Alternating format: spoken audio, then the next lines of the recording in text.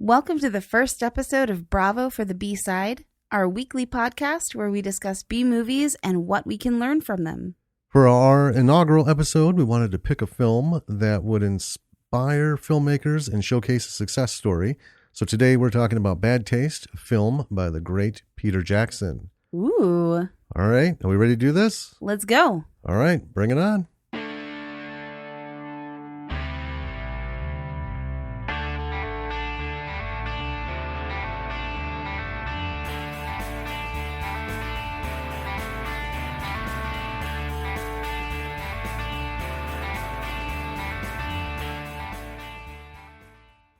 Welcome to Bravo for the B-Side. We are Jim and Danny, owners of Lords of Misrule Productions and your hosts for this podcast. Hello, everyone. The movie that we're discussing today is Bad Taste. It was made in 1987, directed by the one and only Peter Jackson, written by Peter Jackson, Tony Hiles, Ken Hammond, starring Terry Potter, Pete O'Hearn, Craig Smith, and also Peter Jackson. Yes, indeed. There's a lot of Peter Jackson going on in this movie. It was not ever rated. The budget was about 200,000 New Zealand dollars. The equivalent of that today in US dollars would be about 250,000. In 1987, that was about 100,000 US dollars. So the log line for this movie, according to IMDb, is 4 dim-witted men from the New Zealand National Air and Space Defence League arrive in a small New Zealand fishing town to investigate a report of... Oh, this is a big run-on sentence. A report of landing UFOs and take on a battalion-sized army of aliens who have massacred the town's population as part of their plans to use humans as part of their main ingredient for their intergalactic fast food chain. How's that for a log line? That's, yeah, we can talk about that afterwards. Point to remember log lines. But yeah, let's jump into this. Go for it. So, when the movie starts, it's kind of a disjointed thing going on. It's not really a montage. It's just cut scenes. You hear some, what are like 911 calls coming in. Yeah. And just, various, there's this big light going, and then they cut to another one. And through the whole thing, it's just different cut shots of dismembered fingers being used for various... To press buttons, and there's like a cigarette Band-Aid taped to a there's fake finger. So, the cigarette is sitting at the tip of a severed finger, and there's a Band-Aid holding it on there. Uh-huh. And I don't know why. There are these weird silhouetted figures. There's like spooks, obviously. In a full 5-second shot of a portrait of Queen Elizabeth. Oh, yes. Right? Yeah. Long may she reign. Yeah. But I don't know why. And spoiler alert, none of this is addressed or discussed anywhere else in the movie. So you won't know the answer to this either. Right. Listening to this podcast. If it weren't for the long log line I just read, we would not know, in fact, that they're part of the National Air and Space Defence League of New Zealand. So then, they're listening to these random calls, and then we cut to a phone booth. Yep. In the middle of nowhere, and there's a telephone dangling. From a telephone wire? Yeah, just, why not? Sure. And then we get introduced to, well, I don't know if he's the lead, one of our foursome. Sure. Barry. And Barry, you put it best. Why don't you describe Barry? He looks kind of like a dollar store redneck bumbling Highlander parody. It's amazing. This is a New Zealand film, and I fully understand dusters. I've never seen a hip length duster. So he's got this from the shoulders. It's like, oh, hey, man, he's got a nice cool duster. He's got the shoulder flaps on, sure, and because I have a duster, and I love that. You love your duster. But then we pull out a little bit, and it's like, where's the rest of this man's duster? What happened? Maybe the aliens took it. Maybe. Well, I don't know. Maybe it's like the zombie thing. You know, zombies are not supposed to have long hair, which I would be done Yeah, you would. because, you know, they grab your hair, and I'm not cutting this for any. You'd have to man bun it up. Hey, Daryl can do it. I can do it. And I'm not doing a man bun. No. So Barry, right, is walking along a deserted street. And, you know, we get the sense that, okay, this town is something. It's empty, or everyone's hiding or something. They don't really like play it out. And then we see he's being followed by some really bleached blonde fellow In a blue shirt. in a blue shirt. Yeah. And he's not moving fast. No. And Barry doesn't look like he could move fast, but he isn't moving fast. So, you know, I don't know. Maybe that's just because he can't. Right. And he's sort Right. of half-heartedly telling the guy, like, stop. Well, yeah, shove off, you know, just go. And then he'll take a few steps, and then bam, we're suddenly on the beach. And, Magic. Yeah, Blondie blue shirt is still there, right? Yep. And this is the point where Barry decides to pull out a pistol. And then we get to see that the blonde blue shirt guy is carrying an axe. He doesn't look like too intimidating. I mean, it's No. almost zombie-like. A little bit. Yeah, and A little bit.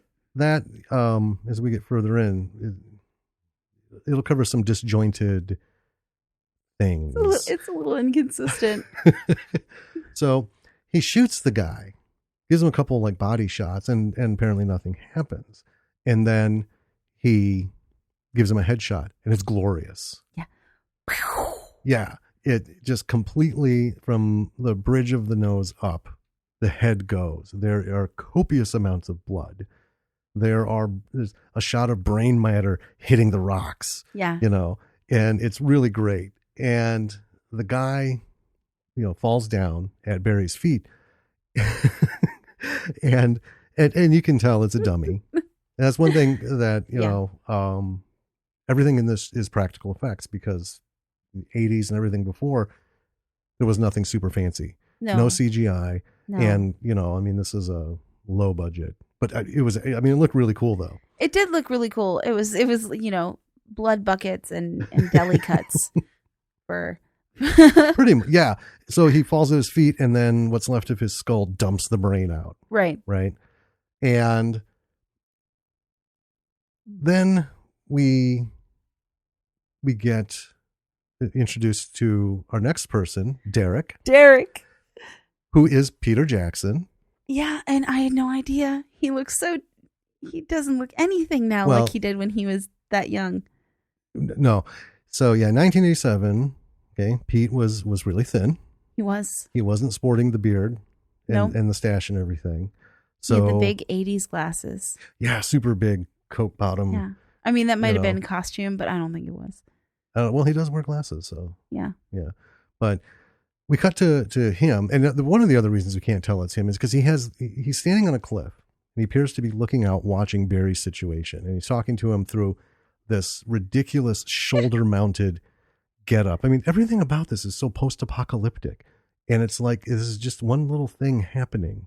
And it's all like Like, you know, masking in the tape present. taped together as well. Yeah, he's got like a little speaker woofer attached to a wire hanging, and it's kind of like close to his ear, and it's on this. Yeah, it's all like masking tape, scotch tape, duct tape, Yeah. everything.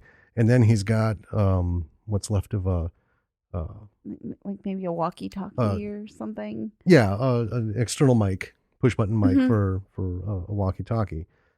And he's oh, I'm glad I don't have to clean that up. Yeah, and we learn that he's talking to Barry through this ridiculous setup. Right. So yeah, and Barry's got a standard walkie-talkie, so that helps. No, he doesn't. He has the external, because that's important in a second. Oh yeah. Yeah. Okay. So, but one of the most disturbing things is when we cut to Derek, right? He's got this, Like this white goober on his it's like he face. was frothing, and it went right down the middle of his chin and dried. I think that you're putting it really kindly. Well, it looks like he just came from the set as a fluffer for something else Right. and overdid the job. And It's not PG, kids. it's not. I'm sorry. with all the gore and everything else going on in this film, that is the one thing that actually made my skin crawl. And we saw another. It's later in the movie. There's another little like sploogey. There is, thing. But that we'll be talking about. I'm thinking it was maybe Wolf Cop. We saw something recently, and I thought, Jesus Christ, that's got Derek's cum dribble on his chin. So I don't know what. Let's move past that. Oh, I think it needs to be talked about, because I'm trying to figure out, and maybe someone will figure this out and email us one day. What did this have to do with the narrative? What is going on? Because we cut away, and then when we cut back, it's gone. It is gone. So like while we're talking to Barry, maybe he couldn't afford another spool of film to reshoot that scene. Probably not. I mean, $100,000 or even $250 in today's dollars sounds like a lot of money, but it's not. No. And that's one thing, is this is film. Yeah, it's film. Yeah, so these are film canisters and these are film rolls that are doing this on. So yeah, I would imagine, because there's a lot of editing issues. And I know you want to talk about continuity later on, but anyway, let's keep going. Yeah. Okay. So we have frothing Derek, and they have a little bit of an exchange, and it kind of starts to set things up. Not really, but it's mostly them joking around with each other. It is. And there's apparently, we see a rope tied to a post running down along the ground. Oh yeah. And then it goes over the edge. We don't see what's there. That's important. Yeah. Seems just kind of weird and random at the moment, because everything up to this minute, and we're 5 minutes in, folks. And yeah, everything up to this minute has just been weird and random. But it's like, hey, I want to see where it's going to happen. You're like, whatever, sure. There's a rope. Okay. So to keep things moving, right? Because we've had apparently enough of Barry and Derek at this point. Now we cut to some other guy, right? And we have no introduction, nothing. He is just merrily driving along in what I can only call a Mr. Bean car. Now, if, in Australia and England and New Zealand, they all have those little cars. I mean, that's like they're not even minis. They're just something. I feel like they were a really ubiquitous car in that era. Probably our version of a Chevy. Okay. Just, so he's just driving along in this tiny little Mr. Bean car, and he stops, pulls out a map, and in big black magic marker, there's the name of the town that Barry and Derek are in, and he slams his finger on it, and away he goes. That's all we get of him. That's how I navigate when I drive. Oh my God. Don't tell me this. So now we cut back to Barry and Derek in their deserted town, and Derek warns Barry that there might be blue shirts in town. Barry's like, don't worry about it. I'm on top of it. I've got it. And then, of course, a door opens behind him and like 8 arms come out. Yeah. Oh, you just booped your mic. I did. I'm excited. Come out and grab him and pull him inside. So that's going to take us to... We're building up to another slow-moving chase, but it's pretty nice. So yeah. While that happens, now we cut to what can only be described as the cool members of this team. Right. Who I'm glad you caught their names, because I never once figured out what their names are, but I guess they're Frank and Ozzy. Yep. Okay. Yeah, it's Frank's car. Okay. Ozzy's the long curly haired fellow. He's the fellow with long curly hair. Okay. Right. So, and they're in this car. It's a Ford of some sort. And I didn't get to find what the model is, but it looks like it looks like a Ford Pinto, but it's not a Pinto because they didn't have those there. But it looks like a Ford Pinto that has been pimped to the max in terms of 1987. And again, it looks like something out of Mad Max. Yeah. It's this like post-apocalyptic looking sports car, and they're just drumming along. I don't know where from. I don't know what they were doing, but they're blasting the requisite rock heavy metal music, which was made for the film. So okay. Yeah, we don't get any kind of pop culture attachment. No. Which is fine because, he couldn't afford the rights. Right. To any music. And he got someone to make music. Well, yeah, I mean, all of these people are his friends. I mean, that's what he did in New Zealand. Pete Jackson did the smart thing. got Yeah. everybody together. So, you know, we didn't. Well, that's what we did for our movie. We were like, hey, guys. Yeah, help well, us we out. found some people who could act. Yeah. And then it's like, yeah, but we need a restaurant full of people. It's no problem. We've got cousins and brothers and sisters and stuff. Right. And, They don't need to bring them actually in. act. They just need to sit there. Yep, we need Yeah. faces and butts and chairs. So they're cruising along, and they have a conversation with Derek. That's when we learn that at the end of that rope, Derek has a hostage. Yeah, he has a blue shirt hostage. By the way, all the aliens in this movie wear blue shirts. Yeah, and they That's look like how you people. know who the aliens Yeah, are. for now. So yeah, it's the Blue Shirt Brigade, Mm-hmm. and he's got one dangling by his ankles over Yep. the cliff. Okay, so there's a bit of an exchange, and here's a thing that I'm going to talk about. It's in this scene.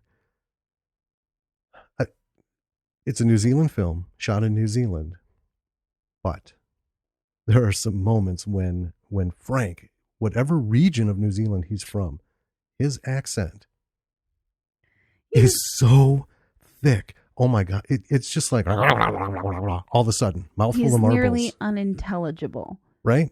And it's funny because there's a part where Ozzy starts laughing and you know, Derek's like, oh, I'm like, oh, he just got dissed. What did I miss? Man. All right. But we'll talk about that later. Yeah. So they had some kind of conversation. Now, while they're drumming along, and they do let us know that they're about 45 minutes out. So again, these are 4 people working as a team for this government agency to deal with these aliens who we have no concept of where they came from, how long they've been here, what's going on. None of this has been given to us yet. So Right. There's been no setup. But they're 45 minutes away. Okay. And he's driving at a high rate of speed. He is. So clearly, Yeah. Across this gorgeous New Zealand landscape. he's coming from like the other side of the island, Yeah. you know? So then we get to go back to Barry. Barry's got a bit of a predicament. He does. Barry has locked himself in a tool shed. Yeah. And I love this garden shed scene. It's so fun. he's looking out and he's doing his job. He's hiding. Right. We don't know what happened to all the arms that pulled him inside of the tool shed. Somehow they ended up outside, Yeah. right? Magically. Yeah. And so he's coming along or they're coming past the window and he's, we have a little bit of music. Are they going to find him? Do they know he's in there? Ooh. And then all of a sudden he makes a sound. Yeah. Boom. Up, got their attention, very much like zombies. And they want in. Mm-hmm. And this is the part you love. So these geniuses, right? They make an improvised battering ram. It's so smart. They do. Except they use one of their friends as the battering ram. Yep. They just arms and legs. They pick him up like a log and start hitting the door with his head. And it's working because Barry's It like, is. He's got a hard head. the jig is up. Yep. I'm going to have to get ready. So he positions himself inside and he's just ready to go when this door bursts open. So the door goes open. They drop their friend. Yep. Done. And Barry, with super gusto, launches towards them, but he's caught the back of his Coat or mini duster hood. Yeah. on a rake. Yeah. And it slams him back into the wall. So now he's just, Barry bait. And takes them a second. Oh, we can go get this guy. So in they go. Yeah. Right? And then we go back to Derek, who's, for some reason, hammering a knife into the heel of the hostage Not alien. just a knife. This thing looks like a World War II bayonet end. This knife is got to be 14 inches. The blade has to be 14 inches long. So it's almost like a Roman sword. It's just skinny. Seems like a really impractical thing to keep in one's backpack. This dude's backpack is the best. We're going to hear more about the backpack, but yeah, this thing is great. This is like for all of you D&D players, this is like a bag of holding or a bag of many things. It's what do I need? Just all kinds of stuff. It's pretty Everything awesome. Derek needs is in the backpack. It is. Except is. his chainsaw. Well, except for that, but don't give that away. We'll get to Yeah, there's a chainsaw coming, people. it. So yeah, he's hammering this thing. And I can't understand what he's saying. And I know we've seen it a couple times. Mm-hmm. I still And I don't have the heart to turn on closed captioning because that's just cheating. You know, I want to get this like real dose. So he's hammering this thing in, and I thought he'd be frothing, but he wasn't. You know, No. and all of a sudden, this captive blue shirt starts. Well, he starts. He makes a sound. He makes a sound. It didn't sound like it was that piercing. No, But it's kind of like a screeching, but it wasn't loud. I don't know quite what it was. well, apparently it carried Yeah. because it caught the attention of our blue shirt brigade that's going after Barry. Mhm. Right. So they just kind of like drop everything. Yeah, You know, they're he's like, still stuck screw to the Barry. wall. Yeah. They're Who like, cares? Oh, we got to move. So the group of them go, and outside of this garden shed is, for some reason, An great big. assortment of hammers. Well, they're all sledgehammers, yeah. right? There's like 5 of them. So, and there's 6 guys because the 6th guy is the battering ram. Yeah. So the 5 of them, right, get their hammer and pick it up, and they start moving a little quicker, which was a little. This is how it was before. I know. But yeah, they pick up the pace a little bit. Continuity. Yep, off they go past the shed. So the battering ram guy gets over there, and he looks confused because there's nothing. And then we see like a brief bit of emotion. He finds his tool and he picks up a kid's hammer. I mean, it's a real hammer, Yes. but it is literally, what would you say, maybe It's 7 little. inches tall? It's like we have in our tool, we have a regular hammer, and then we have like a little hammer. Well, this is smaller than that. It was the kind of hammer I used to get as a kid when they used to give kids of ages 5 and 6 an actual set of real tools, but super tiny. Okay. You know, Yeah. real saw, real pliers, real hammer with a claw end, because what could go wrong? It's still a hammer. It is. And you know what? He was the battering ram, so really his head is the weapon here. Okay. So off they go, right? Now, here's where I kind of lost track of things. And so Barry tries to warn Derek, right? At some point, Barry, between his conversation with Derek and the blue shirt shed. brigade, yeah, getting him, he lost his external microphone, which Yeah. apparently is important because he was trying to radio Derek, and his radio, I guess, doesn't work without the external mic because the cord, it was ripped off. Yeah. One of the blue shirt brigade had it, and we see him drop it. Yeah. I don't know when he got it, but anyway, one of them drops it. So Barry's out running, and also I don't see him lose the radio No. straight off. So he goes to pick up the external mic, starts Right. talking into it, realizes, I got to plug this in, goes to plug it in. Well, his radio's not there. And then he looks, and it's like 10 feet behind him on the ground. So he goes and puts it all together to let Derek know that they're coming.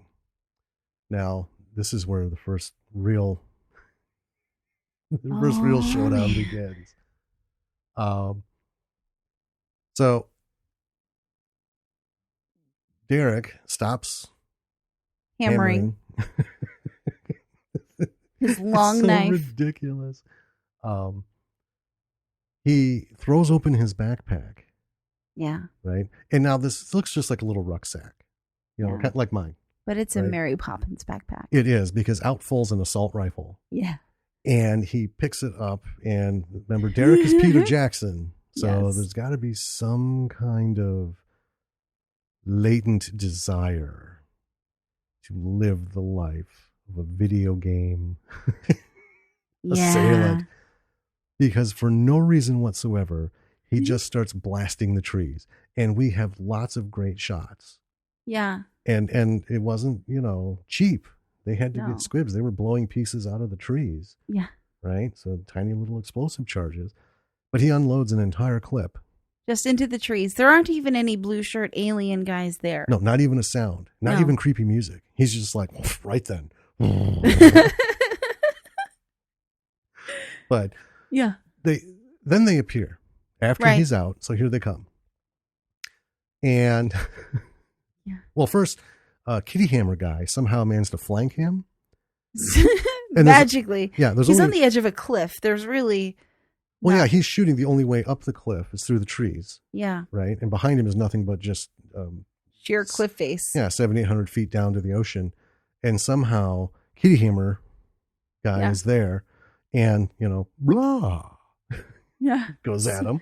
Surprise, Derek. Oh man. Well, what? Yeah. So this is a great part. It happens in all these kinds of movies. So Derek's without bullets because he just empties his clip into the trees. Yeah. So what does he do, Jim? And well, he's from me to you. I know. He's within arm's reach. Right. Right. We're only like 2 feet apart. Exactly. So Derek reaches into what had to have been years of training for this government agency. And he holds the gun and he literally goes pop, pop, pop, pop, pop, pop, pop, pop, pop, pop, pop, pop, pop, making the sounds with his mouth. And Kitty Hammer starts flailing like he's getting shot. The whole thing confuses him long enough for Derek to run back to his pack, start emptying more stuff out on the ground. Yeah, finding another clip. At which point, when he gets the clip, then Kitty Hammer alien figures out, oh, I haven't been shot. And off he goes. Comes at him, and Derek promptly blows a hole right through him. Yep. Right? Which is great because then by that time, here comes the Sledgehammer Brigade. Yep. The other blue shirts, right? They're plugging up and they're ready to do some damage. So Derek shoves the gun through the hole of Kitty Hammer alien and just starts going to town. Yeah. He brings it home. He does. Yeah. And I feel awesome. like that must have been so fun for Peter Jackson to do. But he runs out of ammo. Yep. Right. And then 2 of the heavy hammer aliens, the Sledgehammer guys, come. He ends up spilling his ammo on the ground from his backpack. Apparently It's not in the clips. And then he has to bolt, right? So what does he do? He bolts to the cliff. He starts climbing down the rope, the end of which is the hostage alien. The hostage, yeah, right? I don't know about this, but it happened, right? Did. So he starts climbing down. He gets towards the end and realizes there's no alien there. So somehow this alien got away dangling off a cliff. Yeah, he slipped the foot noose, Yeah. I guess. Right? And he's not on the ground below. No. So he's just gone. So anyway, Derek's hanging there. And here come the hammer guys, right? Now, this is like the best series of events, right? This is Rube Goldberg at its best. So we have the aliens with their hammers trying to swing and hit him. He manages to get a clip that had somehow fallen down the cliff and was just out of reach. Yeah. Swings over to it, manages to get it, put it in his gun, and shoots an alien who's raising the hammer. The hammer goes back and hits the alien, his friend behind him, and lodges in his head with an appropriate amount of blood and squish, right? And then, so now, but the other alien won't let go. So he's got his hammer, the end of it's in his friend's head, and they're kind of tooling around. So Derek shoots the arm off of the hammer holding alien, right? Yeah. And at this point, it's too much for the other alien. This whole hammer thing, I mean, that's a lot of weight. I get the feeling like, carrying just their own head is too much. It is. But, there's a moment right before Derek goes off the edge of the cliff when they're chasing him. And one of them falls down and the other stops and is kind of like, it's okay, buddy. I'll help you up. Yeah. They're very friendly to one another. Yeah. Right.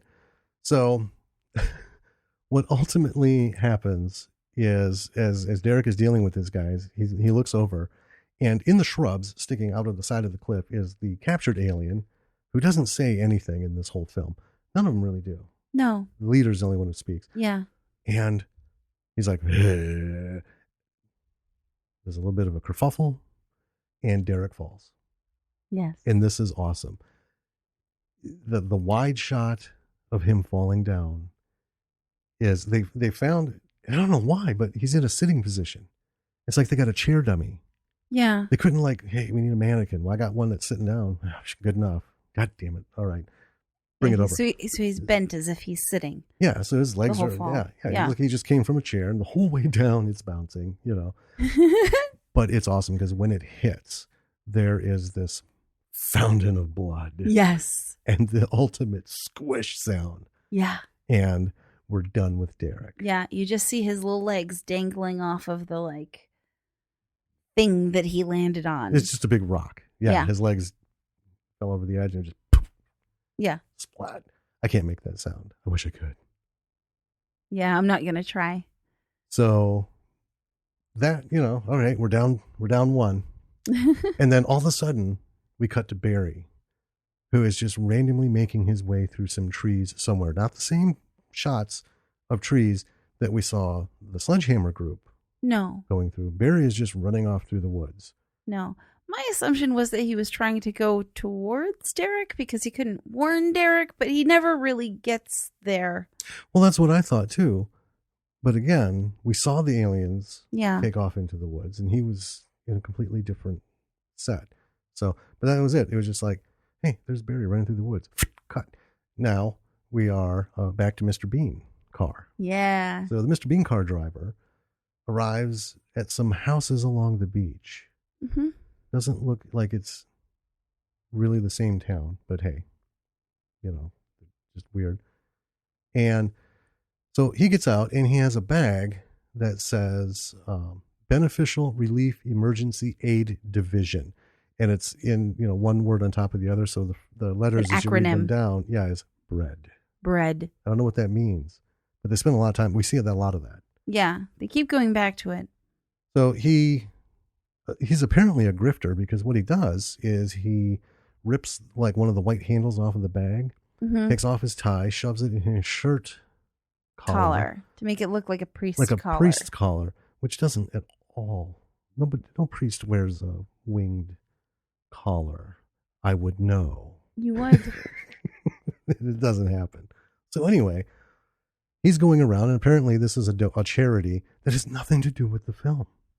No. But he's pilfering people's. There's envelopes he's collecting from these houses that have money in them for this agency. Yeah. He's just like some random thief. He's just taking them. They made up this really elaborate backstory for this character, this bread man, that essentially it's kind of unnecessary because, I mean, he's just a red shirt, basically. I don't know what his whole point in this film was. Well, Pete had 5 friends, right? Maybe, and it's like, well, I wrote a script with 4 people. What are we gonna do? I'll just scribble him in. You're going to go in and steal charity money.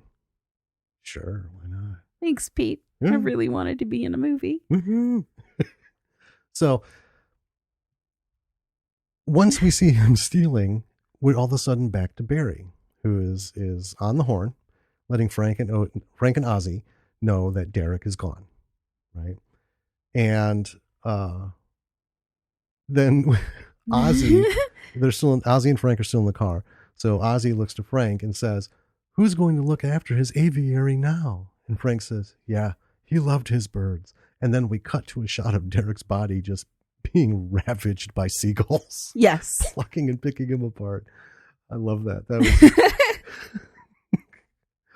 And then all of a sudden we're back to the bread man. Like I said, he's thieving, and ultimately one of the Blue Shirt Brigade aliens comes after him. And another slow lumbering journey from the house to where he parked his car just down the road from the houses. And so he gets into his little Beanmobile, and all of a sudden he can't roll up the window. This thing becomes super difficult. Yeah, they spend, it's like a 3-minute long scene. I know. Of him trying to roll up the window. And he's just trying to figure it out. And, here comes lumbering alien death. Dun, dun, dun, dun, dun, dun. Here he comes. And so it's almost like him lumbering up is, if you've ever seen Monty Python and the Holy Grail, it's the scene of like Lancelot running up to that town where it's it just keeps going. And then as he gets closer, then we see that this is the alien that was dangling off the cliff that had the giant knife hammered into his foot. So not only is he moving slow, he's gimping. Mm-hmm. And so by the time he reaches the car, the window is almost up, but not enough. And he gets his arm in. So we have some tension, and he's got a knife, right? He's And trying to wiggle the knife at Breadman. yeah, and Breadman finally gets the car started, takes off. Mm-hmm. And ultimately the arm comes out of the window, and I don't know what we call this poor guy, ex-hostage, heel-hammered alien. We'll call him Hammerfoot. Hammerfoot, I love it. Okay. So Hammerfoot starts following him down the road. Okay. And the top speed of this car is like 5 to 7 miles an hour as he's pulling him along, right? Shakes him loose. And then at some point, just before we cut away, we hear him hit second gear. Yeah. It's a hard hit too. Yeah. Crank it up to 15 miles an hour. I know, which was like probably too much because we suddenly cut back to Barry, who is just like doing something in the weeds.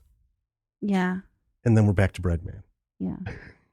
We don't know what Barry's doing. He's out mucking around. So much of the editing reminded me of Monty Python's And Now for Something Completely Different, where they would just randomly cut to, and back to the show kind of thing. So Breadman stops the Beanmobile and runs. He's in the middle of nowhere, and he runs into this gorgeous big house, right? Beautiful yard and everything. Yep. And so he's trying to get help. And I love this part. He gets to the door. Bam, bam, bam, bam, bam, bam, bam, bam, bam, bam. Sounds like someone's coming. He steps back, reaches into his beautiful 70s plaid jacket and sprays breath freshener. Mm-hmm. I just love that. Listen. It's so ridiculous, right? You don't want to have bad breath when you're asking people to rescue you. You don't. I mean, that's the first thing I think of. I know. It's almost like if you survive a death-defying accident, first thing you think of is, are my drawers clean? Yeah. Because I don't want to add that to the list. Can someone pass me the breath spray? So the door opens and we cut to the escaped to Hammerfoot, who has caught up with the car, right?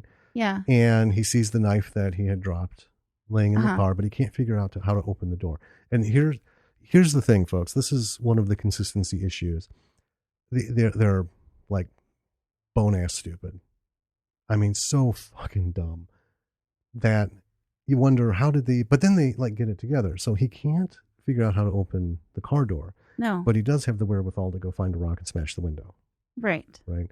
Which, and he also had the wherewithal to escape the foot noose that was holding him over the cliff somehow. Right.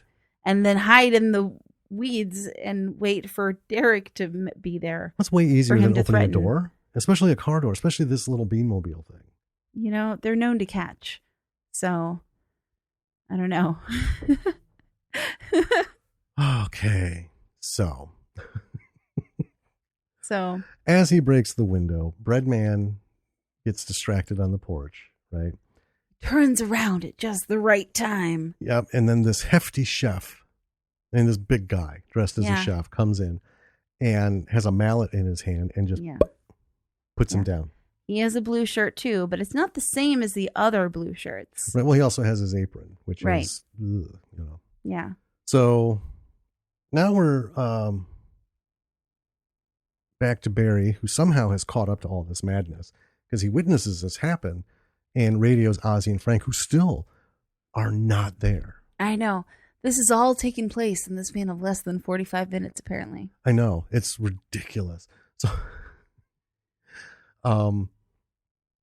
tells, Ozzy and Frank that there's trouble. That's all he says. Yep. We've got trouble. And apparently... they know what that means. Well, that prompts them to get into, I think, fourth gear in their car. Because up until this point, they haven't hit the hammer. Right. It hasn't been enough of a rush. No. So all of a sudden, and then we cut away. And we're back to Breadman, who looks like something out of Bugs Bunny. He's in a pot. Yeah. Tied up. Yeah. Vegetables and things. He's going to be a stew, folks. He's dinner. Mm-hmm. That was the first thing I thought about, was Bugs Bunny. Yeah. He always gets in that situation. So then all of a sudden, the head alien comes in, right? Yeah. And goes into this long diatribe on how he's dinner, they love human flesh, and really doesn't explain much more, but he talks a lot. That's the other thing. This guy talks so much. Well, here's the thing, and I made note of this.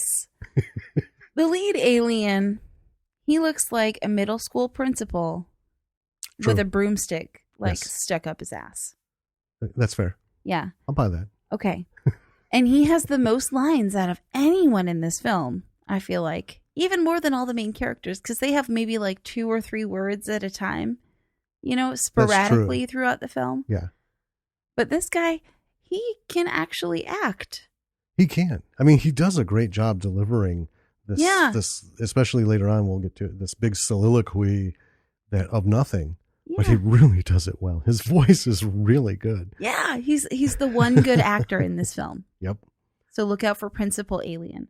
Yeah, he probably got the majority of the budget too in his paycheck. All of a sudden, right? So we got all this going on, Mm-hmm. and then lo and behold, we cut back to Derek. Derek. He's not dead. Derek lives. Derek lives. Hashtag Derek lives. Yes. He opens his eyes. He sits up, and some of his brain falls out the back of his head Yes. because he's got this big hinged flap. Of skull and skin. So he's like, oh, well, this is no good. Scoops up his brains, lifts his little flap, sticks it in the back of his head. I love it. Oh my God. I was just like, serious? Excellent. That's how you put a brain back together. I can't think of any other way, No. especially on the go, Mm-hmm. right? So he shoos the birds away, gets the rest of his brain. And then as he gets up, he's a little horrified because he crushed some birds. Underneath him were some birds that he crushed as he fell. And for some reason, we had to take a moment as he's like, what did I do? Kind of thing. Yeah. And it was so ridiculous. But it was done to perfection. This ridiculous thing. And then we're back to Frank and Ozzy, who have now finally arrived and caught up with Barry. Finally. And they're out to find the bread man. Yeah. Okay. For no reason. No. Except that Barry saw the bread man get taken. Yeah. And here's the funny thing about this movie, right? If aliens invaded, I think one random fellow from a Mr. Bean car getting, right. There's a whole town is gone. Yeah. I would be more concerned with dealing directly with these things than worrying about some sort of jailbreak, the Rock. Yeah. And the aliens have apparently wiped out this whole town for food. Yes. For their fast food. Well, we do see that they haven't packaged. Right, they do. But they're waiting for some reason, maybe for Breadman. I think it's a schedule. Oh. Well, yeah, because he's not due for lunch till the next day. Yeah. So apparently, they're on some sort of schedule, rigid schedule. I mean, it's not like we can go early or anything. But it's a little silly. It really is. So Ozzy and Frank are all on board to go with Barry. Yeah. And then we cut back to Derek, who's just stumping along, holding his head flap in place. And he finds this deserted car and he rummages through it and pulls out a top hat. Yeah. Slips the top hat. It's just so ridiculous looking. But it keeps his head flap in place. Right. Keeps his brains in. So was it a deserted car? I was under the impression that it was Derek's car. I don't know. It was randomly hidden. Why would they hide their car so far away? Nothing about this. The proximity, none of this made any sense. It could have been. I'll give it to you that. Maybe it's Derek's car. And he hid it? I don't know. Listeners, you can decide. Watch and decide for yourselves. But he seemed surprised at finding the top hat. I mean, wouldn't you know you had a top hat in your car? I don't know. Well, it does the trick, right? So now he's just fit for the parade. He's ready to go, right? Then he faints. Yeah, he just sort of falls over. He's had this was a lot. So that gives us an opportunity, though, to go back to, if you haven't guessed, there's a lot of back and forth in the scenes. Yes. It's now we're back to Barry, Ozzy, and Frank. We're not allowed to spend more than 45 seconds. on any given scene. No, we're not really with anyone for a really long time. No. I mean, that is one thing. It's a lot of, we'll talk about the cuts and stuff in this in a bit. So, they get to Frank's car, and he opens up the trunk, and the thing is just packed with weapons. Of course, yes. Right? So they're a government agency. Why not? Yeah. I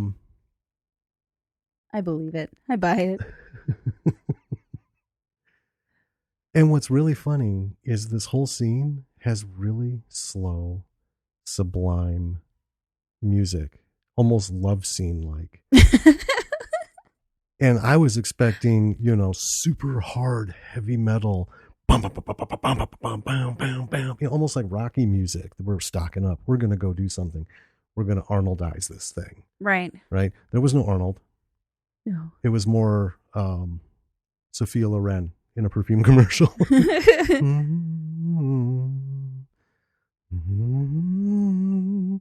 they're like just Patrick Swayze and Demi Moore in Ghost. You right? know? Only instead of playing with pottery, he's, here's a rocket launcher. I'm going to put the end of this RPG on. I'm putting in the clip, cocking my AK-47, my AR-15, everything. Oh, and here's a tactical shotgun. Oh, and here's the best part, right? So we don't have the high-pumping heroes kick-ass moment. We have the soft music. Now, they're fighting aliens, right? They're part of a government agency. They got all these great weapons, and yet these geniuses decide to put on balaclavas. Yeah. And if people don't know what the actual name balaclava is, it's a ski mask. Right. They're called balaclavas. And they put on these balaclavas because they need to be hidden. Right. I don't know. They don't want the aliens to know who they are? Or I honestly, when it happened, I kind of thought, oh, hey, this is brilliant, actually.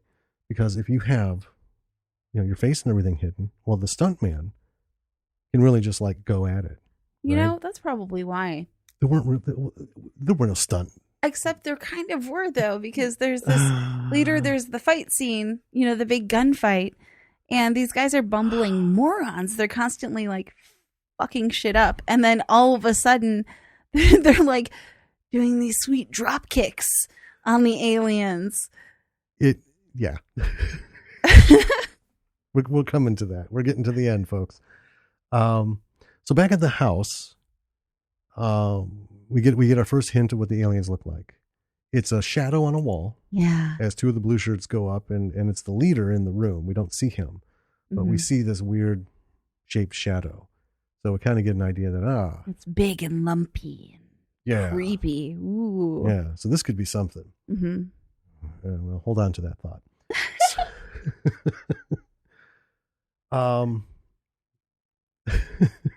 Now all of a sudden, so he goes back to his normal form because he's now, so I don't know what he was doing in there.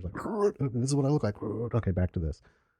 He comes out and he's addressing his troops, the Blue Shirt Brigade, and he's talking about leaving this shithole planet and can't wait to get out of here. And there's a fucking travesty and everything like that. And I noted it makes one wonder if they hadn't had meat since landing and all of these people had vanished from the town. What the hell? What have these aliens been doing exactly? Right, because we learned they have a cellar full of humans. And he's like, our first taste of flesh since we came to this shithole planet. Whatever, man. Okay, that's actually the least of the worries. I know of what's been going on. Yeah, let's keep moving. So now we have the Balaclava Brigade, Barry, Frank, and Ozzy, and they're trying to break into the house. Okay, so they do get to sneak in, and they find a room with what seems to be boxes of human meat. So that's where we're okay. Yeah. So we've been substantiated. We got it now. It's all making sense. We get it. The aliens are here for the human meat. And while all this shit's going on, and they're trying to find Breadman, right? Barry decides to pick up a mop and start cleaning the fucking floor. Well, it's filthy in there. It's blood. It's got brain bits and flesh bits and finger tips and I don't even know what. And he's just fucking cleaning. Everything else has stopped. Fucking right. Oh, okay. Never mind. We need to deal with this.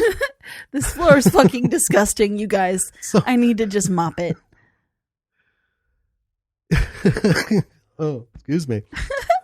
So he's mopping, and then we cut to the alien leader, Mhm. who is finally lets us know that the meat is for the Food Authority. We don't know who the fuck they are, what the fuck they want, what do they do, but apparently the aliens have a food authority, Right. and these poor bastards got stuck working for them. Yeah. Well, according to know. the log line, it's a fast food chain, Right. which you would not know based on just the movie alone.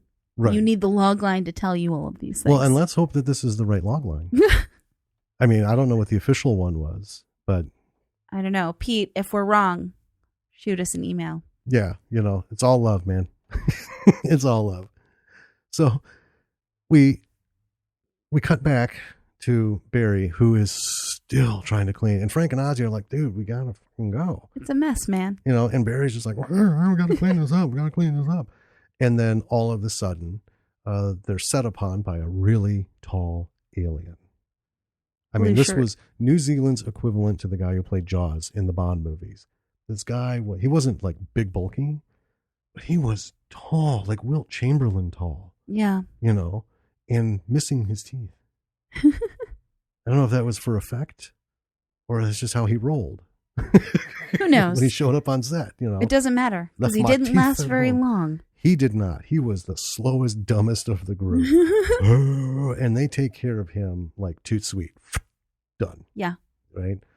They rip his, this was one of the best ones. They end up ripping his head off, complete with the entire spinal column that when it comes out is flailing like a pissed off cat's tail. Yes. I was just like, yeah. This Oh, is these fucking effects. Great. Oh, man. And it looked good.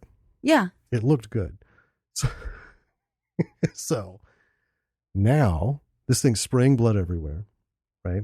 hmm And just before we leave, And Barry just mopped this floor. yeah, he's been working hard. But what happens just before we leave? We see Barry reaching for the mop. Yeah. And then we cut. Now all of a sudden, Frank is getting a clue. hmm So he takes the big guy's blue shirt, stained with blood and everything, Yeah. Puts it on. puts it on, and then just like wanders into the hallway with the rest of them. Yeah. listening Over to the his leader. bulletproof vest and everything. So it's like Yep. kind of stretchy. Clearly, like, does not fit him right. And nobody notices it's bloody. No. But, I wrote that off as, look at what they're doing. Yeah. So maybe they thought, oh, he was out there, helping, doing something. or- Right. None of the rest of them are bloody, though. No. So there's, and folks, the alien leader is still speaking. Yeah. He's This been is talking. the same long fucking speech that we mentioned when we began this whole process. Yeah. And he's just going. And of course, they're captivated because that's the way it was written. He's their principal. And he goes on to tell them that tomorrow, the day they're leaving, right? That's Yeah. the other thing. The day they're supposed to eat bread, man, hmm is the day they're set to leave. Yeah. They've been here for a while. Now, all of a sudden, on the day they're leaving, he's going to give them all AK-47s. Why? Ooh. I don't know either. So he's like, we're going to hand these out to you. And of course, they're like, whoa. They can't even golf clap, No. And then we get to this great scene. Yeah. Um, It's so long. Hammerfoot alien is in the Hammerfoot. house. Mm-hmm. And somehow he gets the honor of alien puking into this bowl. Yeah. Copious amounts. Yeah. I mean, it's a punch bowl, and he pretty much fills it. He And does. it really, it looks like, I had the idea of the food in my head. It's green and lumpy, but it's like marshmallow, Like marshmallow fluff. something. Well, it had like marshmallows in it. It's a casserole. It's a dessert. It's almost like an unset Jello, lime Jello, Jello with whipped cream. Okay. Yeah, whipped together. Yeah, sure. Mixed together. That's kind of what it looked like. And then Mhm. a bunch of what looked like Fruit Loops. Yeah. I don't know what they call them down there, but it was Fruit Loops, damn it. Thrown in the bowl. And so they start passing the bowl. Yeah. And they're all just like digging it. And it's kind of funny because They're Frank. eating it. They're like lifting the bowl, Yeah, just. miso soup style, Yeah. slurping it up, and they're into it. Oh, yeah. And Frank is at the like close end of the line. Mm-hmm. So we see Frank trying to make his way, slip past a couple, kind of get to the end of the line. Well, he eventually does. Yeah, because he doesn't want to drink out of the bowl, so he keeps trying to like scoot further away in the line. And it goes on for quite a long time, this bowl passing and slurping and him moving. And he could have just left. Like he came in. He could as have mysteriously as he out of the appeared. room. He could have been gone. Yeah. And that would have been the end of Frank. Right, because the tall alien wasn't in there when the guy was doing his speech. No one missed him. So he just hangs out there until ultimately the bowl gets to him. Mm-hmm. We get the requisite look of fear, disgust, everything. He takes a sip, and Frank's digging it. Well, he hesitates, and all the aliens kind of look at him like, man, what you doing? He takes a sip, puts it down, smiles, gives a nod, takes a second sip, which is apparently a faux pas. Yeah. Because one of the aliens is like, naughty, naughty. Everyone pulls it away. Everybody gets one sip. Yep. That's it. You're a one-sip soldier. You haven't earned more. And then we cut back to the alien leader. Who's still talking. Still talking. I wish I'm... It wouldn't do good to like watch this and watch this and watch this and write everything down because he's drowned out a lot. He is. Right? There's the shots where we cut on him, we hear him. But then when he just,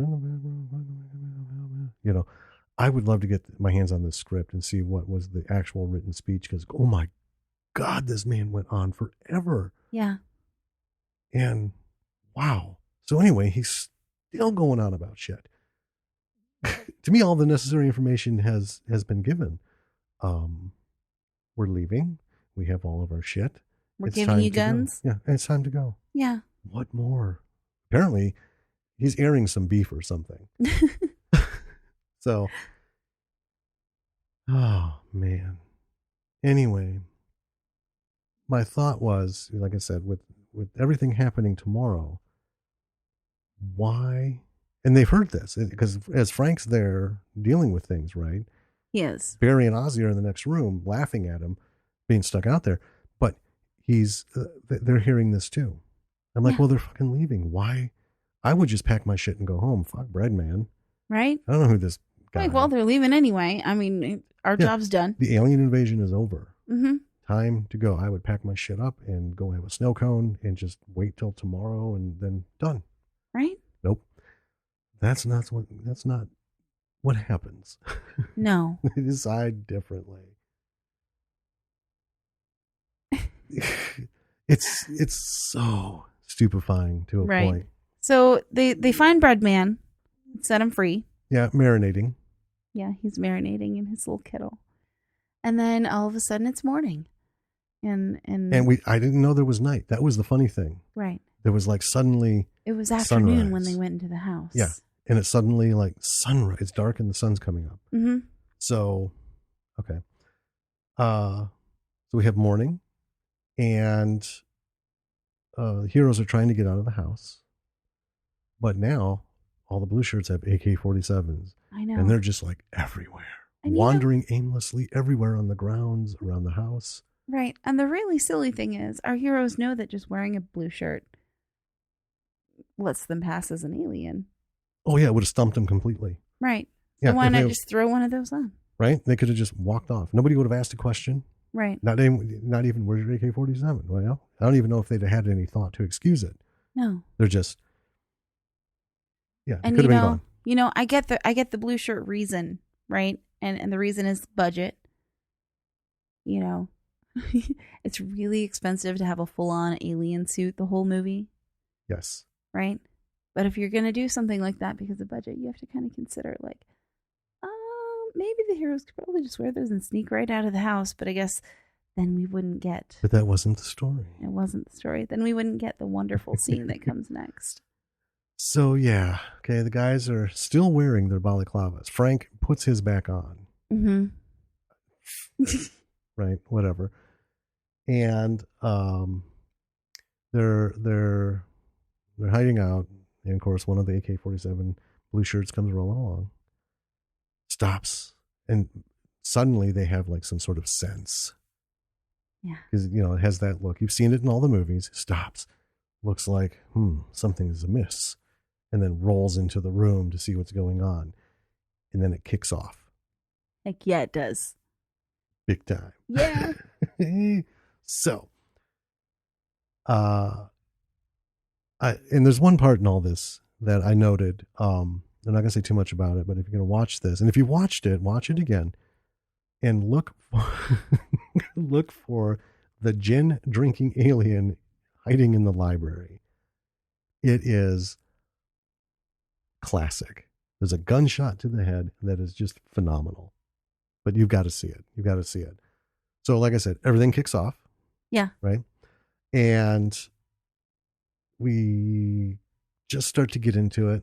Yep. But remember, we're not allowed more than 45 seconds of scene at a time. Right. So to settle all this too, now remember, we have aliens who can't open car doors. Yep. Right. Don't fucking know who one another is. They have all kinds of ailments about them. Right. Now all of a sudden, these guys are like, fucking Spectre from Bond. Yeah. Right? They're crack shots with these AKs. Cracking these A40-47s, man. And they're just rolling and rolling. And here's the thing. They're not using them well enough against our guys because they get cut down pretty quickly. They do. So before, we've seen several instances where the body shots don't work. Right. Right? But now they're just going down. Right. And let me tell you, Barry, Frank, and Ozzy are not crack shots. No, they are not. Right? They're doing what Derek did. They're just like spraying and praying. Yeah. There's just shit bullets flying everywhere. Right. So just as this kicks off, we're done. Yeah. We've moved on. We had our 45 seconds. They're up. We had more than that. So we make up for it by just completely cutting away, hard cut. And we're back to Derek, who is still laying in the road at this point as the sun's coming up. And wakes up to find he's just been, shit on by a seagull. Yes. So apparently that's like, if my day could only get worse. Well, it does. He does, yeah. He pops into the car and drives it off. Now, here's the thing about this car. This car is amazing. It's my favorite thing about this movie. So imagine one of these like little Mr. Bean cars, right? Mm-hmm. And in the windshield is a cardboard cutout of the Beatles. So it's like a sun protector. All four of them. It's not in the windshield. It's like propped up in a seat. Yeah, right. It's not up against the windshield like a sun protector. Yeah, it's there. You can see them through the windshield, but they look like the four of them are crammed into the front seat, wearing their Sgt. Pepper's Lonely Hearts Band. Yeah, as though someone wants you to think that the Beatles are sitting in the car, except it's a cardboard cutout. Right. Now, behind the Beatles, and I'll let you. Yeah, you might be thinking, how does one drive with the sitting behind the Beatles? Well, let me tell you. So the top of this car has been cut off, and extension has been put on with a separate windshield above. Right. So that Derek can get in, stand up, see through this second higher windshield. Behind the Beatles. And there's just this big shaft with a steering wheel that he stands and drives. Yeah. So. And that's why I think this must be Derek's car. Because if I had come across this car. Keep going. I'd have been like, I don't think I can drive this. I don't think this is meant to be driven. I don't know what this is. But he seems at home. He does. So Derek, he's racing to the rescue. I don't know how he knows where he's going. Yeah, I don't think he does. But he ends up there. Mm-hmm. We get to we're back to the house. Yeah. And there's just tons of gunfire. I mean, it's just crazy. The alien leader, while all this is going on, we had a whole scene of him slipping into a bedroom, opens up a drawer, and pulls out, again, a Bond-style pistol. Right. I mean, I don't know. I don't know. Who knows? Anyway, so he's like, I'm going to go deal with this myself. So he's got all these people with AK-47s who can't deal with these three mask-wearing freaks. So he's going to take his pistol and handle it. Well, that's a good leader. Sure. Right? Sure. No, there's a lot of gunfire. And I know this is one of your favorite scenes. Ozzy gets pinned down. Yes. By some shots from a big coming pine tree. From the trees. Yeah, coming from this giant pine tree. Yeah. And he unloads into it. He does. It's so fun. So he unloads into the pine tree, and he, remember, these guys are not crack shots, Nope. right? So he empties his clip into the tree, the needle parts of the tree, and then all the aliens just start falling out of the tree. Like, in my mind, it was like clowns coming out of a clown car. It was funny. It's like floop, floop, floop, Yeah. floop. It was awesome. So finally it empties. The last alien hits the ground. Mm-hmm. And so then once the tree is emptied, we're back at the house, and we get another headshot to an alien. Yep. And Ozzy is in a stare down with an armed alien. Tension builds, and then all of a sudden the alien is shot by Frank from behind, right?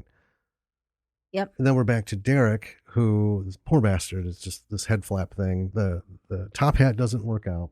His head flap's out of control. Yep, his brains will keep coming out. So what he does is he uses his belt. Yep, he ties it around Rambo style. Yeah, and really cinches it. And, this cracked open head is his Achilles heel. Because this is the one thing that's slowing this guy down. It is. He might be dim-witted, but man, he's been at it. So he gets that going, and he's just on his way, but we don't see him he's just on his way somewhere. And that's the funny thing. It's just another shot of, well, Derek's running. Is he going to the house, from the house? Don't know. Maybe we'll find out. And all of a sudden he's back in the car. Yep. And he does this great Death Race 2000. Suddenly a blue shirt way the fuck out in the middle of nowhere. And he just mows this guy's down in front. They do a POV from the alien. And, here comes John, Paul, George, and Ringo. Yes. Cuts him in half. Mm-hmm. At which point, Derek procures a chainsaw. Tell them how he gets the chainsaw. Chainsaw is locked in this car. A secret compartment. Secret compartment. Locked with a calculator. Yeah. Not just any calculator, not an HP Scientific. No. We're talking a Casio Big Button. Oh, yeah. Calculator. Mm-hmm. Held on with duct tape. Yep. And that's the magic keypad. That unlocks his secret compartment, which he opens up, and it is silk lined. It is. It is gorgeous. It's beautiful. And he pulls out this chainsaw. Yep. And then he goes to town on this alien. Mm-hmm. Right? Body parts flying everywhere. Well, and we get back to the house, and it's just more gunshots. Everyone, no one is able to get away. That's the disturbing part. It's like, Jesus fucking Christ. All you got to do is pick a direction and go. Gunfights do not last this long. Well, the enemies are behind you. Yeah. You just face them and keep shooting and go from cover point to cover point to cover point. Mm-hmm. Each cover point progressively further from the fucking house. Right. But no, these geniuses are storming the fucking porch and then running back and then running to the house and getting driven back. I'm like, you're trying to get out. What the hell? Right. Right. And 1 minute they're tripping over their own toes, and the next minute they're karate masters. Right. Yeah, because there's a couple fight scenes where it's like, man, they're on top of the game. My favorite one is one where the one of the aliens is getting hit punching bag style. Yes. And it's even the sound effect. And then, God, who was it? Ozzy or Frank? Doesn't matter. One of them. Yeah, I can't remember at this point which one. I think it was Ozzy. He drops down from this and then just gives an uppercut to the alien's nuts. And down he goes. Now, all of a sudden, boom. This is when it happens. We see the aliens in their true form. Yeah. There's only like 4 of them left at this point. I want to take a moment just to say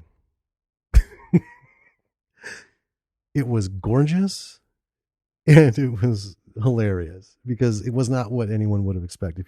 If you see the cover that we saw, right, you get an idea of what they look like. Yeah. Which kind of spoils it. But when you see it like happening, and the thing is, these effects are awesome because these big giant alien heads, they look like big potatoes. They do. Like a Mr. Potato Head that has just been fucking wronged by life.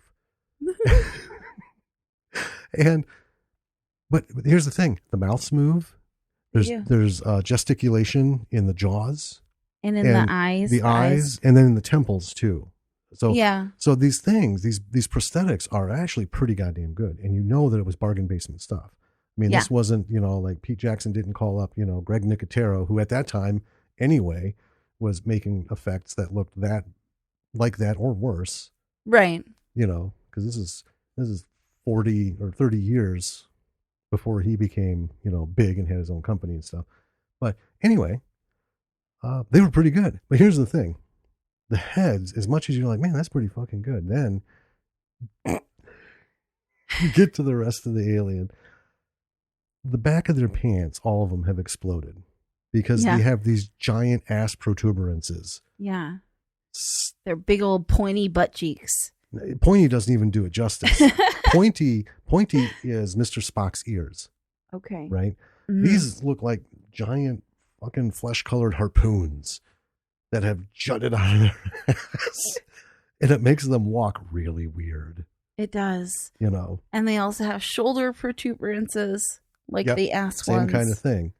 And they got big pot bellies. Yeah, all of a sudden they're big. So they got plumber gut bellies. Mm-hmm.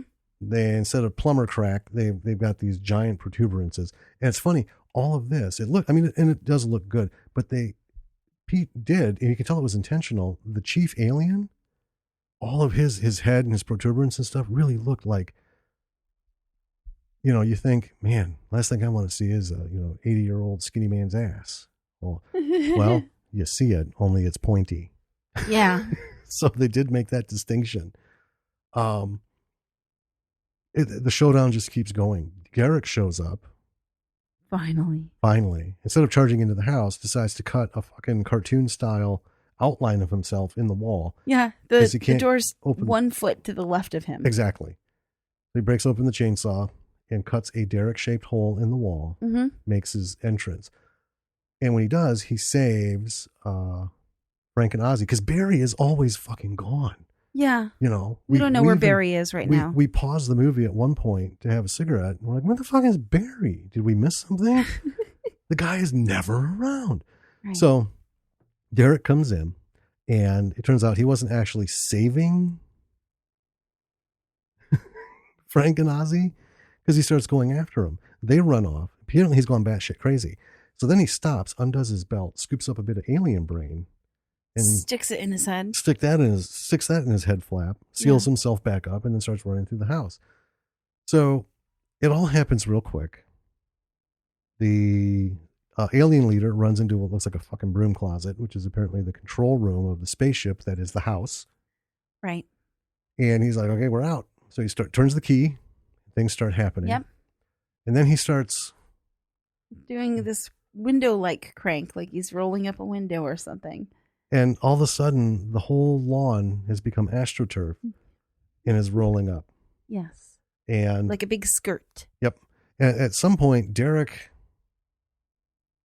managed to get out of the house and was caught in the AstroTurf. The guys barely made it. Right. It was rough because this AstroTurf was being rolled up at the rate of probably 6 inches every 3 seconds. Yeah. Right. It's a harrowing escape. And then they were like 200 yards out. But they got away. And so the house lifts off. Yep. Derek on board. And he makes his way to the chief alien. Mm-hmm. Kills him. And then we cut back to the guys. Yes. Right? All's, they did it and they're all heroic. And,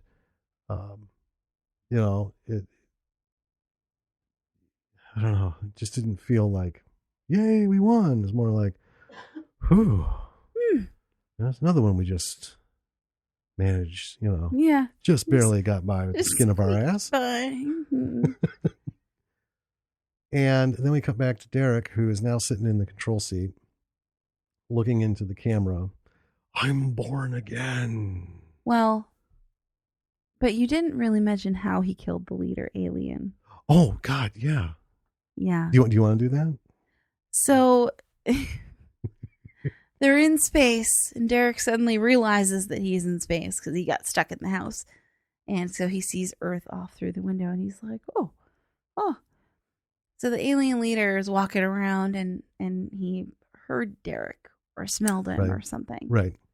So he's trying to find the sound and you can kind of hear the chainsaw in the house. And he looks up and Derek's like cut a hole through the floor and he dives through chainsaw first through the alien's head. And it keeps going all the way through. I can't do it. Okay, so he goes through the body and comes out the bottom like he's being birthed with his chainsaw in his hand. It is just ridiculous. Oh, it's wonderful. So everything collapses. And that's his line, I'm born again. There we go. Yeah, because he birthed himself and the alien. Well, then we also have him letting the alien, whoever's at the other end of the radio, letting him know he's coming for him. Yeah, while wearing the alien skin. Yeah. Creepy. Derek went real crazy. But then we cut back. So after all this crazy ass shit, another quick cut like that, we're back to Barry and the gang, right?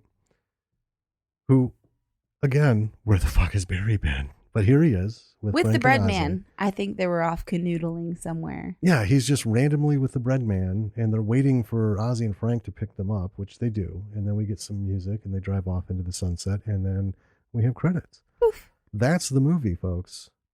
This is the movie by Pete Jackson, who brought us Lord of the Rings, The Hobbit, and The Hobbit. And, well, I mean, other films, but I mean, this is what everyone's going to know him for because that was a massive undertaking. Huge. So much groundbreaking stuff, Mm-hmm. you know. But let's talk now a couple aspects of what we've just gone through. I know you had some things you wanted to touch on. You go ahead. Okay, so here's the thing about this movie that I find so utterly charming is that, like, Pete Jackson, you can see underneath all of this, like, cheesy, stupid one-liners and gore and not great writing, let's be frank.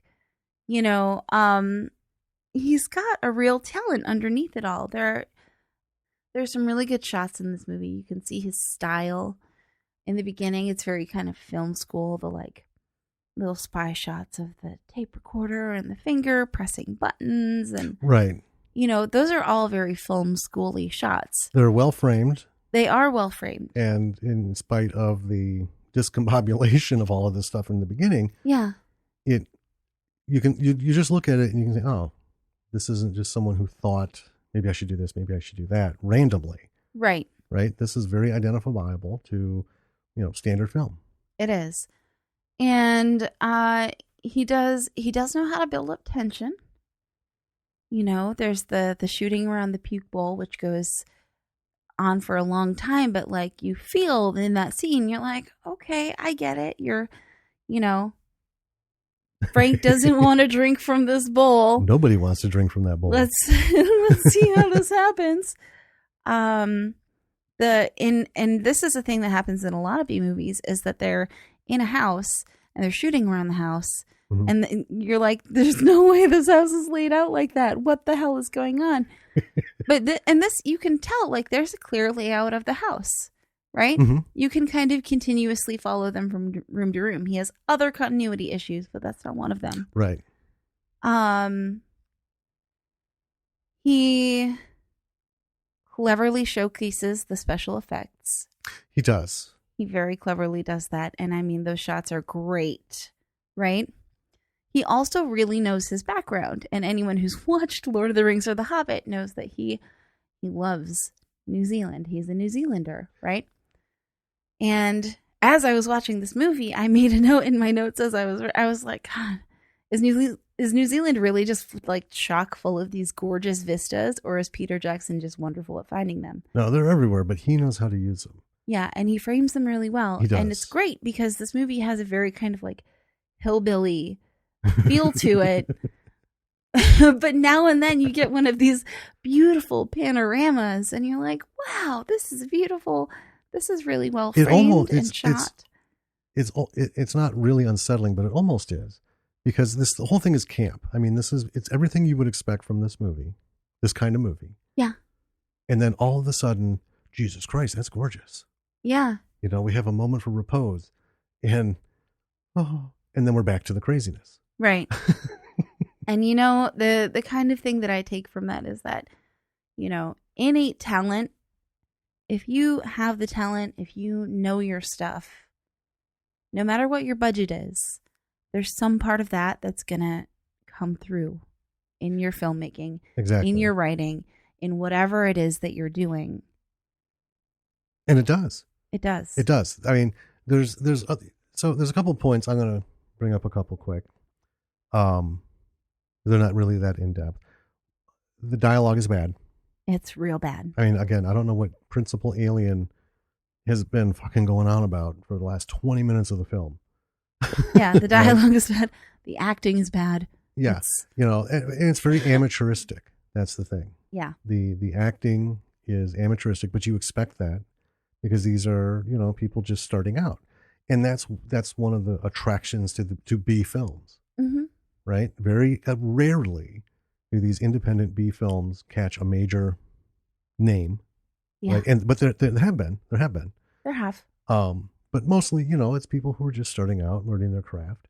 And this is something that they do. And all of the great stars had the most shit roles, you know, between fucking underwear commercials. When I went and saw Kevin Sorbo's panel, thank you. Words, man, they're hard. Oh, they're hard. We've been talking for a long time too, so. When I saw Kevin Sorbo at his panel, and he was talking about how he began, you know, he was doing beer commercials. And he's not proud of them at all. They're all over the fucking internet, and that's fine. But, you know, you look at it and you're like, well, everyone starts somewhere. Yeah. You know, so these guys started, and Peter Jackson was in his films here and there. Yeah. And he did a couple cameos in Lord of the Rings and then The Hobbit, and that's fine. Why not? Mm-hmm. You know, but he realized at some point, I shouldn't be a main role. Right. I'm the director. I should have 10 seconds on screen and that's it. But my thing is keeping this shit moving, putting it all together, making the shots, getting things going. And he's brilliant at it. But yeah, the dialogue is bad. Yeah. But what saves the whole thing, so we have amateur acting, we have bad dialogue. It's written badly. I mean, that's the thing. It's not that it's delivered badly. It's bad. Well, it is delivered badly, but it's also badly written. So yeah, double. But again, if you love B movies like we do, this is what you expect. So you're not surprised. No. Not at all. And you can see, though, they're not just, because we've seen some real shit bombs. And we like to say everything deserves recognition. It doesn't mean it's good recognition. And I'm talking about the five guys with a camcorder who go, and you can tell they don't even have a fucking script because they're trying to think of what to say. And, you know, okay. You know, it's like, whatever, dude. No efforts, not even, I mean, just nothing. No effort at all. Not even trying to like shine a flashlight to light things up at night. You know, anyway, these guys were doing their best. They were the best they could. And you can tell they loved doing it. And they're Pete Jackson's mates.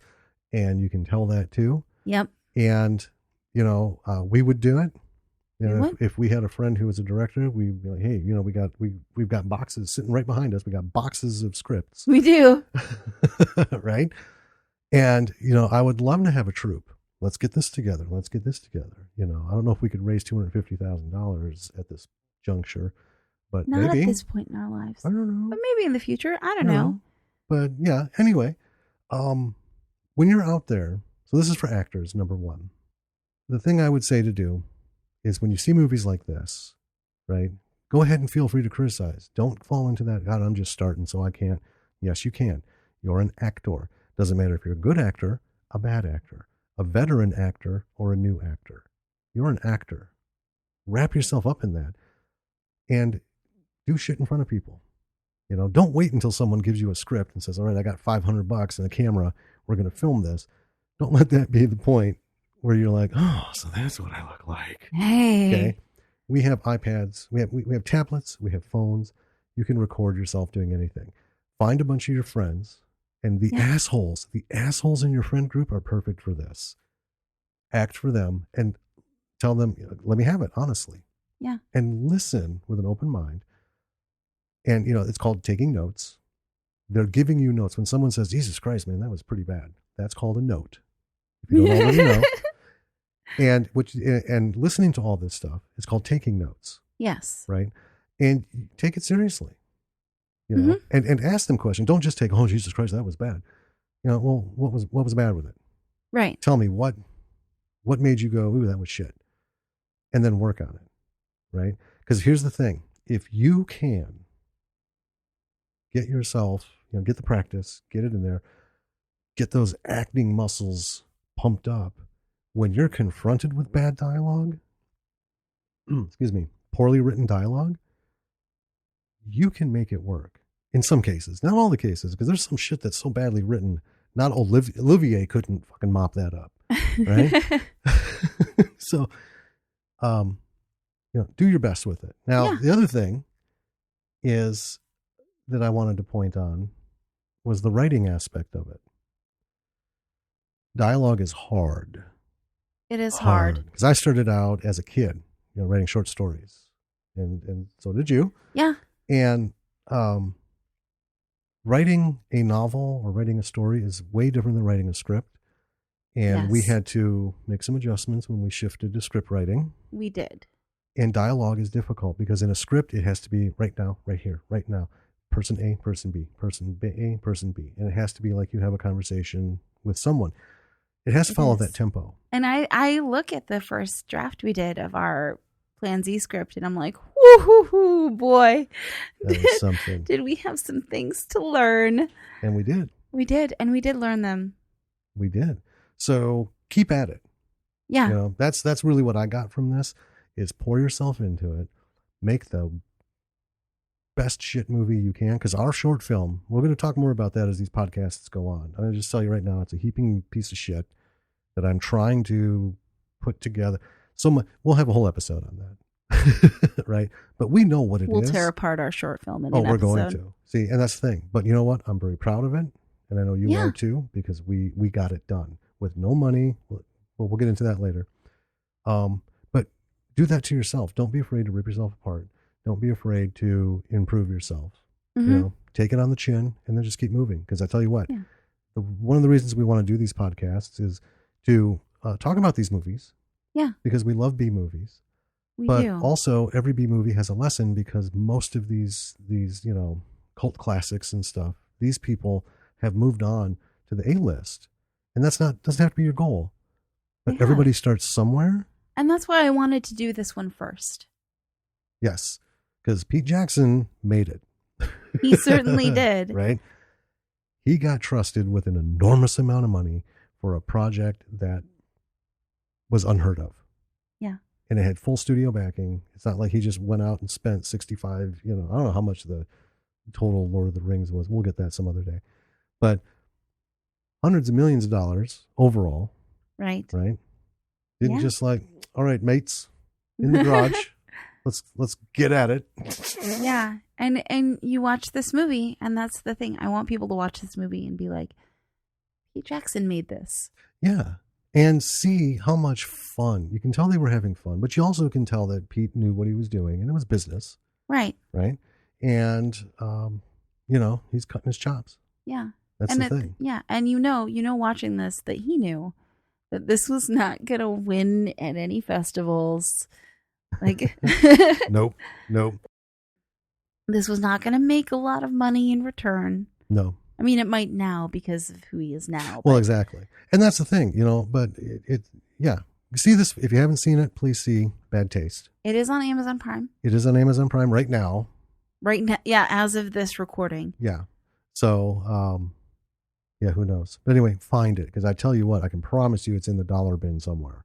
If you can find it on disc anywhere. Right. But I think that's what we have to go on for this. He did the effects. I want to just mention the effects. Oh, yeah. I know you wanted to do that. So why don't you? They're good. They are good. The special effects, that's one of the things. When you're doing, so from a director, producer standpoint, guys, girls, men, women, folks, if you have some money and you're doing a film that requires special effects, put as much of that into it as you can. Here's my rule. Number one, all the budget you can towards special effects. Next, craft services. Because most of the people who are working with you on this, I know, are working for fucking free. Give them something besides pizza. Yeah. Right? And sound. And third, sound. You can have a shit camera. You can have poor lighting. You can have all of that. If you have good sound, you are leaps and bounds ahead of the pack. Because we have seen some beautifully shot professional camera. You can tell it's professional camera, high-grade film stock. Spent a lot of money. You can tell that they had a director of photography who knew on lighting, cameraman who knew what he was doing. But the sound was so bad that it was unwatchable. Actually unwatchable. Yeah. To the point where we're like, well, I guess, nope, we're not doing this. But I think that's going to bring us to a wrap. Yes. Before we go, all these things we've talked about here at the end, there's a avenue for folks, creatives. If you don't know about this, please write this down. It's what allowed us to go from sitting in the middle of nowhere in the Midwest to actually having conversations with people in Hollywood about our scripts and things like that. Yeah. I want you to hit your browser and type in stage32.com. So that's stage32.com. Think of it as Facebook for creatives, only without all the bullshit that's on Facebook. It's free. Particularly film creatives. Yeah. Film, television. So, actors, writers, producers, directors.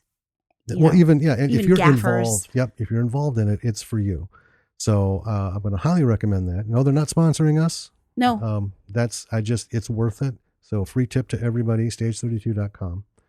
And I guess all I've got to say parting the ways is just keep at it. Keep at it. We're going to come at you again next week with another breakdown of a movie.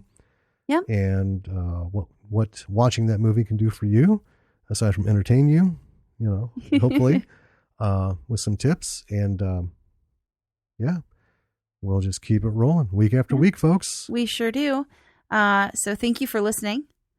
If you like what you hear, subscribe to our podcast. If you're listening to it, you obviously know where it is, so you can subscribe to it. Go to our website. We are lordsofmisrule.productions.com. Mm-hmm. That's Misrule, MISRULE. And check out our website. Check out our blog, our podcast thing on our website. So there's a link to our Patreon page. So yes. Bravo for the B-side. We would love it if you became a patron and supported us. All the information's there. We have just one tier. We're going to look to, as this goes on and we get more patrons, we're going to increase, things that we do beyond the podcast as bonuses for subscribers through patrons. Yes. For patrons. So go to our website, lordsofmisruleproductions.com. Yep. Link if you are subscribing to our podcast through Google, iTunes. Go in there and there should be a link to our website and everything's there for you. We would love it if you gave us some support. So, we're going to beg every episode. We are. For some support. We're going to beg shamelessly. Every absolutely. episode. And there's a couple links to reach us, a couple email links. So, we want to hear from you.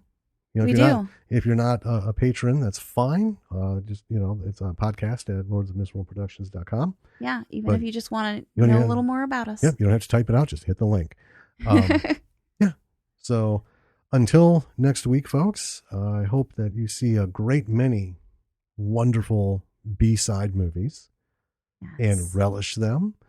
And we'll see you next week with our next B darling. Should we tell them what it is?